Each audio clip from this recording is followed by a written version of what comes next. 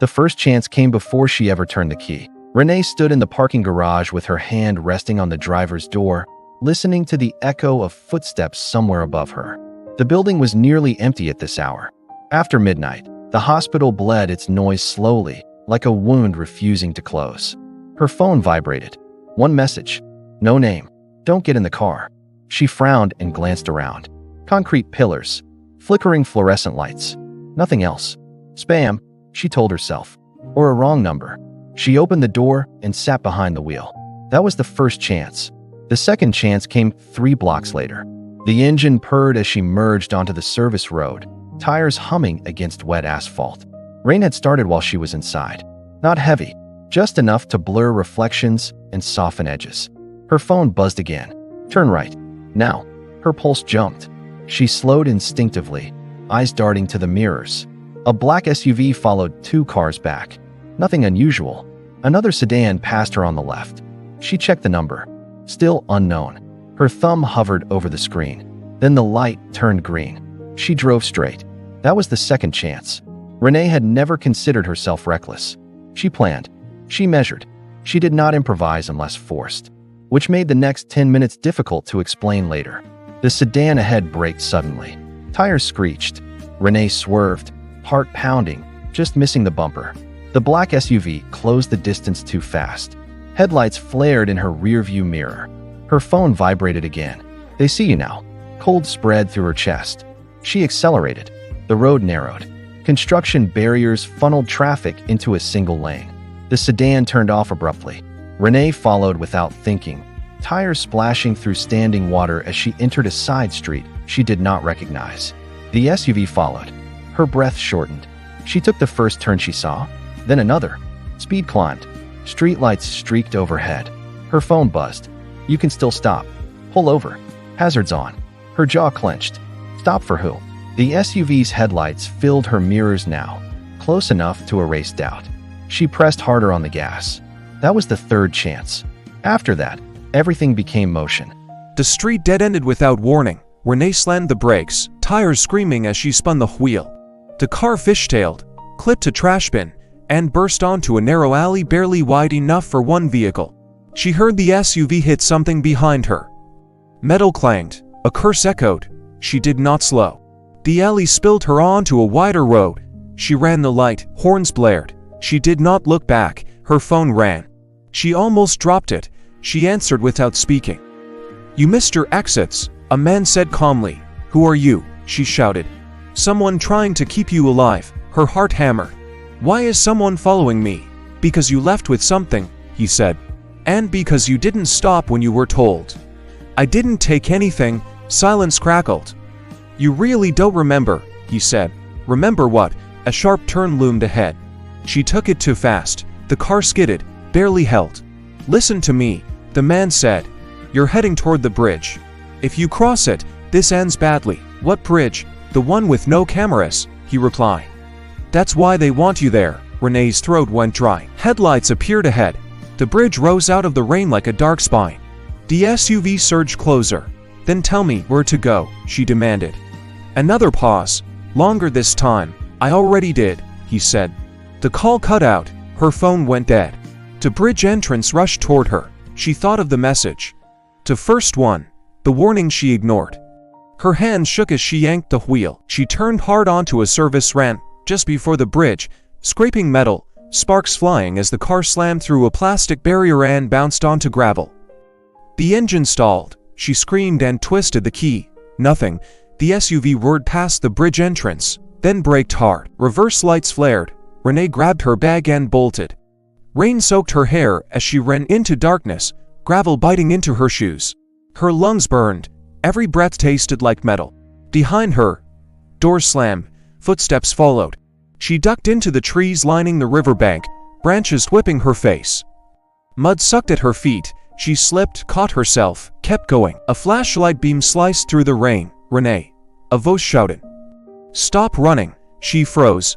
They knew her name. She pressed herself against a tree, chest heaving, trying to disappear into bark and shadow. Her phone vibrated weakly in her hand. 1% battery. One last message. If you keep moving, you might live. If you stop, They'll tell you why you're running. Footsteps crunched closer. Renee made a choice without words. She ran. And behind her, the night closed in, fast and unforgiving, as consequences finally caught up to speed. Renee did not look back. Branches snapped behind her as she tore through the trees, rain slicking the ground into a trap she barely avoided with each step. Her lungs burned, not from distance but from panic, sharp and immediate. She burst out near the riverbank, shoes skidding on wet stone. The water below was swollen and fast, black with reflected night. No bridge here, no easy crossing. Footsteps closed in. "Renee," the voice called again. Male, controlled, close. "You're making this worse." She spun, breath ragged. A man stood 10 paces away, flashlight lowered but ready. Dark jacket, no uniform. Another shape moved behind him, circling. "Stay back," she said, though she had nothing to back it up with. "You left the hospital with a drive," the man said calmly. "Encrypted, unregistered. You weren't supposed to." "I didn't take anything," she snapped. "I work administration. I don't even have access." "You signed for it," he interrupted. "You logged it out. You walked it to your car." Her head shook automatically. "That's not true." "Then why did you run?" "Because someone told me to," she almost said. "Because something felt wrong. Because stopping never felt safe." "I don't remember," she said instead. The man studied her, then nodded once, as if confirming his suspicion. "That explains a lot." Another figure stepped closer from the left. "We're running out of time." "Yeah," the first man replied. "I know." Renee's phone vibrated again, weak but alive. 1% had lied. "They can't force you without witnesses. Move toward the water. Count to 10. Then jump." Her heart lurched. "Jump into what?"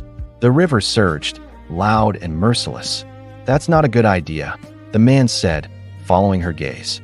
"You won't make it across." "I don't need to," she replied, backing toward the edge. "I just need to not be here." He took a step forward. "Renee, listen to me. Whatever you think you're protecting, it's already over. That drive doesn't matter anymore." "Then why chase me?" Silence. That was answer enough. She stepped back again. Stone crumbled under her heel. "Don't," the second man warned. "You'll die."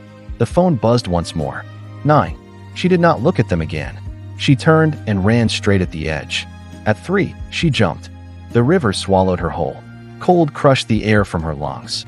Water slammed her sideways, spun her, dragged her under. She kicked blindly, arms flailing as current seized control. She surfaced choking, rain mixing with river as she gasped and clawed toward anything solid. Her fingers scraped rock. She held, pain screaming through her shoulders as the current tried to rip her away. Above, shouts blurred into noise. She counted breaths instead. 1, 2, 3. When hands finally grabbed her arm, she fought until she realized the grip was different. Desperate, not firm. A woman's voice cut through the roar. "Stop fighting. I've got you." Renee was dragged onto the bank downstream, coughing, shaking uncontrollably. She rolled onto her side, vision tunneling. The woman knelt beside her, soaked to the bone. Early 30s. Hard eyes softened by urgency. "You almost didn't," she said. "Who are you?" Renee rasped. "Someone who didn't want you dead for a drive you don't remember taking." Behind them, sirens wailed. Distant. Approaching. "They'll be here in under 2 minutes," the woman continued. "You can come with me now, or you can let them tell you their version." Renee laughed weakly. "Everyone keeps talking about versions." "That's because the truth is inconvenient," the woman replied. Renee forced herself upright. "Tell me what I took." The woman hesitated. "Just a beat." "Evidence," she said. "About a trial drug. Suppressed side effects. Deaths made to look unrelated." Renee's stomach turned. "I work billing," she whispered. "You used to work intake," the woman said gently. Before the incident, memory sparked. A flash of a hallway. Raised voices. A foreman signed. A patient shaking. "I filed a report," Renee said slowly. "And someone erased it," the woman replied. "Along with parts of you." Sirens grew louder. Renee looked back toward the river, toward where she'd jumped. "Why didn't they just kill me?" she asked. "Because that would leave questions," the woman said. "You disappearing quietly was cleaner. You were supposed to stop. Pull over. Forget." Renee closed her eyes. 3 chances. She'd taken none. "What happens now?" she asked. The woman stood and offered a hand. "Now you live with what you kept moving for." Renee took it. They disappeared into the trees just as lights washed over the riverbank. Days later, Renee sat in a small, unfamiliar apartment, wrapped in a borrowed sweatshirt. News played quietly in the background. Headlines scrolled. Investigations announced. Names withheld. She held a new phone in her hand. No unknown numbers. No messages. Yet, her reflection in the dark window looked different. Thinner. Sharper. Awake. She thought of the first warning. The second. The third. Some chances are merciful. Some are final. She understood now that stopping is not always the brave choice. Sometimes, survival belongs to those who keep moving long enough to learn why. And somewhere, deep in systems built on silence and delay, her name had become inconvenient again. That was fine. She had learned what motion could do, and she did not intend to stop.